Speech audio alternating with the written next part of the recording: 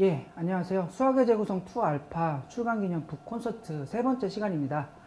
지난 시간까지 해서 두 개의 강의로 해서 수학은 아니다라는 얘기로 한번 얘기를 했고요. 또 수학은 이다라는 얘기로 한번 했어요.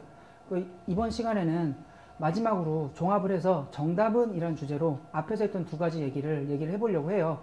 이번 시간에서 다룬 내용은 솔직히 고백을 하자면은 수학의 재구성을 위한 변명이라고 할 수 있습니다.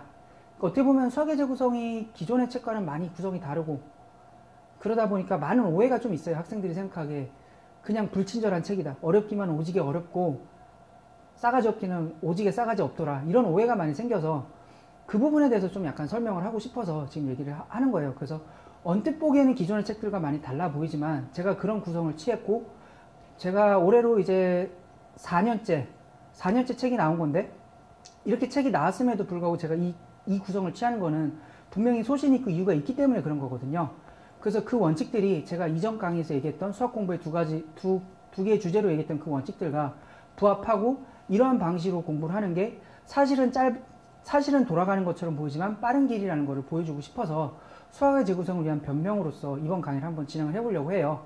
수학의 재구성 2알파는요 2.0에다가 플러스 알파를 해서 2알파가 됐다는 의미를 담아봤어요. 말로 풀어보자면은 좋은 책이 더욱 좋아졌다는 의미를 담고 있는 거죠. 그래서 과연 그런지 한번 확인을 해봅시다. 그럼 첫 번째로요. 수학의 재구성은 나무보다 숲을 보여주는 책입니다. 무슨 소리냐? 나무가 의미하는 바는 뭐냐면은 내신을 의미하는 거겠죠. 숲이 의미하는 바는 수능을 의미하는 걸 거고요. 수학의 재구성은 내신을 위한 책이 아니고 수능을 위한 책이라는 거예요. 내신과 수능은 다르죠. 내신은 토막토막 부분내서 각각의 부분을 보는 거지만 수능은 고등학교에서 배웠던 내용들을 사실은 12년 동안 배웠던 수학의 전 과정을 종합적으로 수학적 사고방식을 평가하는 시험이란 말이에요. 그렇기 때문에 내신을 볼 때는 돋보기를 가지고 나무 하나를 보지만 수능을 볼 때는 마치 높은 하늘에 있는 새가 숲 전체를 보듯이 조망해서 봐야 된단 말이에요. 그 둘은 동시에 진행할 수는 없는 거예요.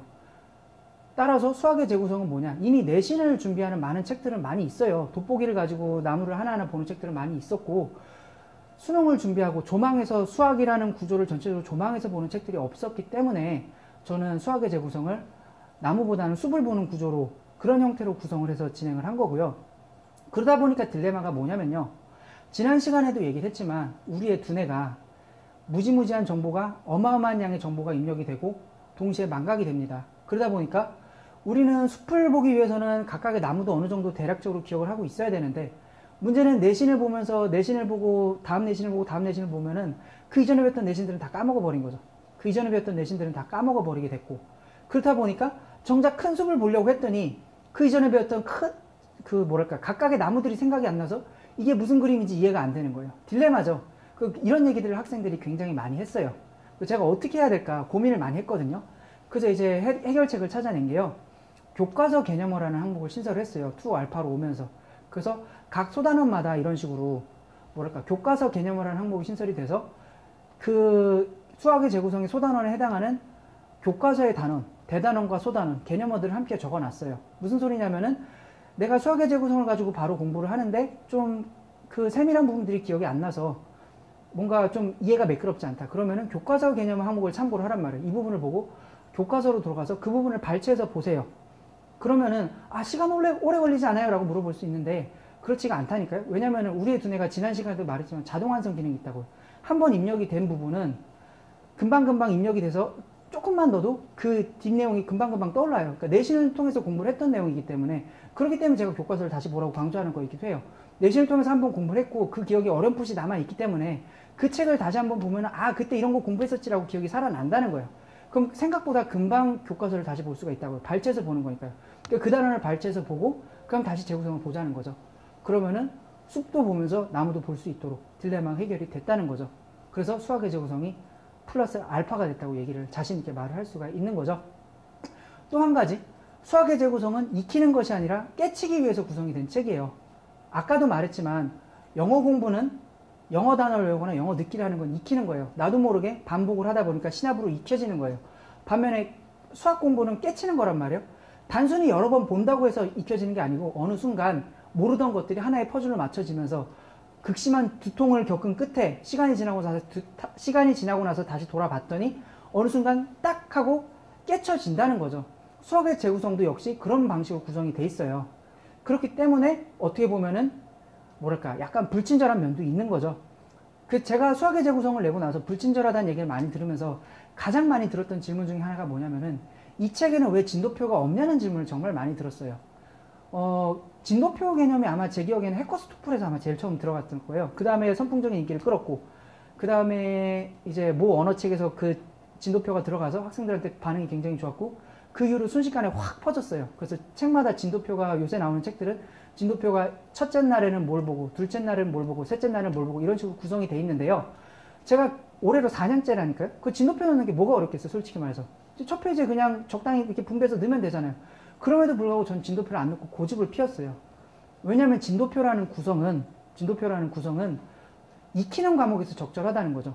계속 반복하면서 보다 보면은 나도 모르게 원리를 깨닫는 게 아니고 어느 순간 그거를 알게 되는 그런 부분에서는 진도표라는 게 적절해요. 그래서 반복을 해서 기계적으로 얼마 해서 나가서 몇 회독을 하면 된다. 그런 게 가능해요. 반면에 수학은 그렇지가 않단 말이에요. 기계적으로 어디서부터 어디까지 보세요. 어디서부터 어디까지 보세요 하면은 일단 학생들의 학습 수준이 다르죠. 어떤 학생들은 똑같은 범위를 하더라도 그걸 보는데 하루 종일 걸릴 거고, 어떤 학생들은 30분이면 다 볼 테고, 학생들마다 각 소단원을 이해하는 속도가 다르단 말이에요. 깊이도 다르고. 그렇기 때문에 단순히 일일 할당식으로 첫째 날 뭘 보고 둘째 날 뭘 보고 이런 식으로 구성할 수는 없다는 거예요. 그래서 저는 고집을 피웠어요. 그런데 제가 얼마 전에 어느 학생을 보니까 어느 학생이 셀프 튜닝을 했더라고요. 재구성 책에 셀프 튜닝을 해놨는데 각 소단원마다 이렇게 표시한 횟수 체크식으로 진도표를 만들어 놨더라고요. 그러니까 몇 월 며칠 날 소단원 몇 번 마스터.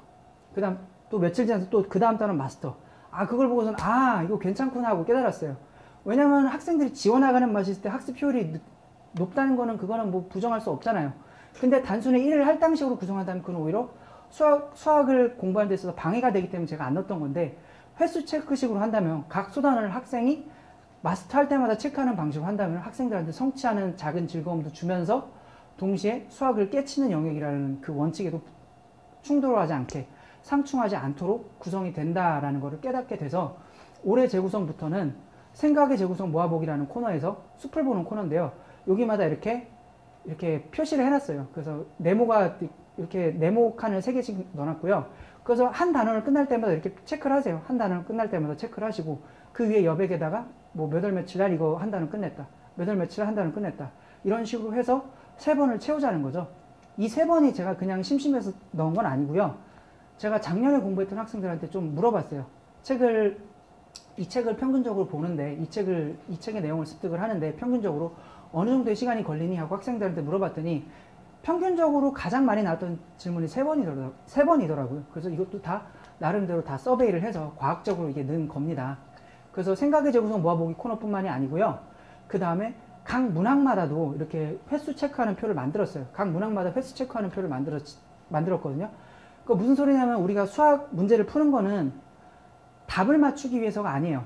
약간 역설적인가요? 이 문제가 그대로 나오나요? 아니죠. 이 문제에서 나왔던 사고 방식이 나오는 거죠. 그렇기 때문에 이 문제에서 사용됐던 사고 방식을 익히는데 한 번 풀어서 답 맞췄다고 해서 땡 하는 게 그건 아니라고요. 그렇게 해서 그 사고 방식을 익힐 수가 없다고요.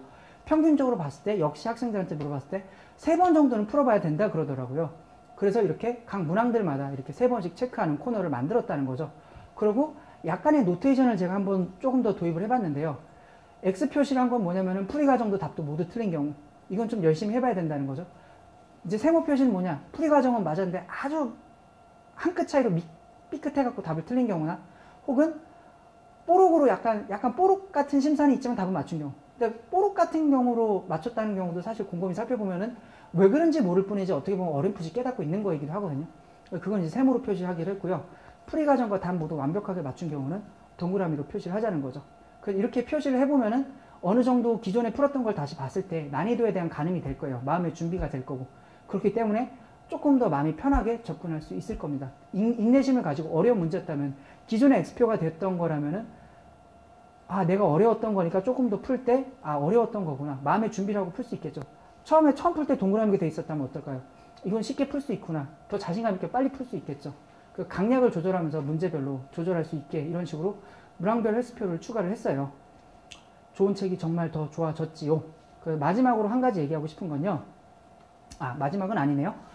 그러니까 책과 관련해서 한 가지 또 오해가 많이 있었는데, 그러니까 재구성 해설이 좀 불친절하다는 얘기가 많이 있었어요. 재구성 해설이 많이 불친절하다는 얘기가 있었는데요. 그러니까 이렇게 보면은 이 박스 친 부분인데요. 그러니까 제가 구성한 방식은 뭐냐면은, 그러니까 보통 일반 많은 책의 해설에서는 어떠냐면은 해설을 다 계산 과정을 각 단계별로 등호마다 정확하게 제시를 해줘요. 이 등호가 이렇게 바뀌고, 이 등호가 이렇게 바뀌고, 이 등호가 이렇게 바뀌고, 이렇게 되는데요. 저는 지금 보면은 위에 이렇게 나와 있는 것처럼 이러이러하게 접근하면 돼 라고 한 다음에 귀찮은 중간 과정은 독자의 목으로 남기고 최종적인 식은 이렇다 라고 결과를 제시해 줘 버렸어요. 그러니까 어떻게 보면 징검다리를 준 거죠. 완벽한 다리를 포장해서 준 게 아니고 중간중간 과정을 띄워놓고 포장을 징검다리만 준 거예요. 이 징검다리를 밟아 나가면은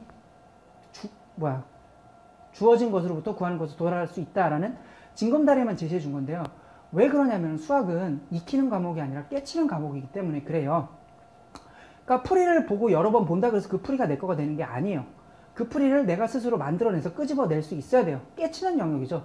그렇기 때문에 이 풀이를 그냥 주구장창 써주면 뭐냐면은 내가 이 과정을 모른다는 사실조차 몰라요.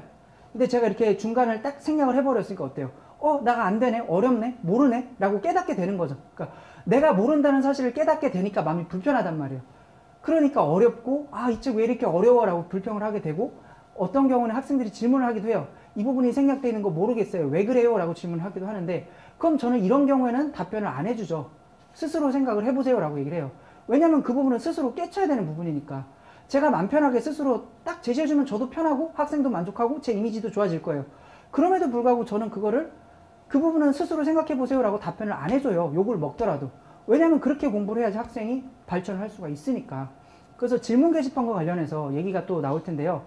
그래서 질문 게시판에서 제가 불친절하다는 얘기가 자주 나와요. 종종 나오는데 또 제가 자신있게 말할 수 있는 건 뭐냐면요.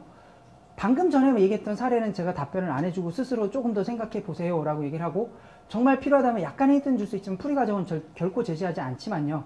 반대로 제가 아무리 꼬치꼬치 캐물어도 짜증내지 않고 끝까지 답변하는 경우가 있어요. 그거는 제가 기록이 있기 때문에 게시판에 기록들이 다 남아있기 때문에 제가 9년 동안 멘토링 카페를 운영을 하면서 질문 답변 한 것만 해도 10,000건이 넘어요. 그 기록들이 다 남아있기 때문에 자신있게 말을 할 수가 있는데 제가 아무리 꼬치꼬치 캐물어도 친절하게 답변해 주는 경우가 있어요. 어떤 경우냐. 제가 이러이러하게 풀다가 여기서 막혔어요. 제가 왜 잘못 생각한 걸까요? 그러면은 그때는 제가 조언을 해줘요. 또 반대로 저는 답은 똑같이 나왔는데 저는 약간 해설하고 다르게 이러이러하게 풀었어요. 이렇게 풀었더니 답은 같지만 좀 이 풀이가 정당한지 모르겠어요. 왜 그럴까요? 라고 물어보면은 저는 답변을 해줘요. 그래서 지금 이게 그 예인데요. 그러니까 이거에 이제 올해 2알파부터 이게 추가된 원고 중에 하나인데 이런 식으로 학생들이 이거는 어떤 사례냐면 학생이 자기는 계속 반복해서 이렇게 풀더라는 거예요. 계속 반복해서 이렇게 풀어서 실수를 하더라. 그 왜 그럴까요? 라고 질문해서 제가 그거에 대해서 게시판에 귀찮게 그림까지 정확하게 떠서 입력해서 그려주면서 짜증내지 않고 답변을 해줬어요. 거기서 멈추는 게 아니고 이런 오류를 범한 학생들이 있겠구나라고 생각을 해서 사족이라고 해서 본 책 해설에다가 이렇게 생각하면 틀린 이유까지도 적어 놓은 거죠. 그래서 사실은 알고 보면은 불친절한 책이 아니고 엄청 친절한 책이죠. 가짜로 친절한 책이 아니고 진짜로 친절한 책이라는 거예요. 수학의 재구성 2 알파가. 그래서 좀 오해가 불식됐으면 좋겠네요. 핀트를 좀 잘 맞췄으면 좋겠어요. 만약에 이 영상을 보면서 제가 얘기하는 이 철학에 동의하지 못하겠다. 그러면은 굳이 제 컨텐츠를 소비할 이유가 없어요. 다른 더 친절한 컨텐츠로 가세요. 하지만 이 원칙이 맞다라고 생각한다면은 오세요. 오면은 제가 분명히 자신있게 말할 수 있는 거는 이런 방식으로 질문한다면 저도 절대 아무리 꼬치꼬치 캐물는다 하더라도 짜증내지 않고 포기하지 않고 질문에 답변을 해드리겠습니다. 그 다음에 마지막으로 한 가지 더 얘기를 하자면요. 수학의 재구성은 산수가 아니라 수학을 가르쳐주는 책입니다. 무슨 소리냐. 계산법이 아니라 수학적 사고방식을 익히기 위해서 구성이 된 책이라는 거죠.